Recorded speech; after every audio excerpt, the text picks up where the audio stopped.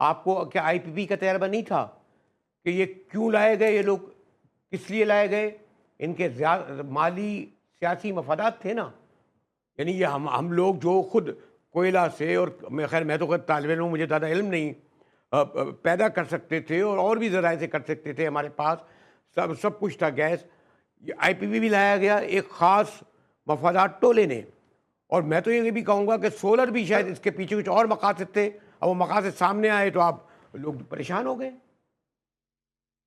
कुछ यानी देखिए असल में जो एक होता है ना कि क्या कहते हैं मेलिफाइड इंटेंशन और एक होता है बोनाफाइड इंटेंशन।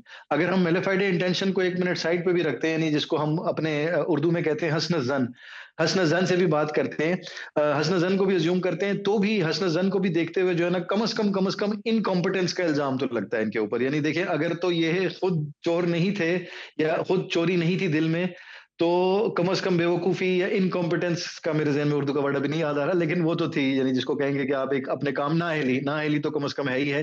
और देखिए ना ये पहली दफ़ा तो नहीं हो रहा, बहुत सारी पॉलिसीज़ जिस तरह आपने आईपीपी की पॉलिसी बताई, अगर उसमें मैं थोड़ी देर के लिए इनकॉम्पिटेंस, नाअहली को भी, यानी अगर मैं ये ना देखूँ कि चोरी हुई है, लेकिन कम से कम नाअहली तो बहुत ज़्यादा है, वो पॉलिसी आज खुद चीख-चीख के कह रही है कि मैं एक गलत पॉलिसी थी, जिस तरह से मुझे बनाया गया। सीएनजी की पॉलिसी, प्राडो में सीएनजी लगा रहे थे हम पाकिस्तान में, और आज जो है हमारे पास सीएनजी खत्म हुई पड़ी है।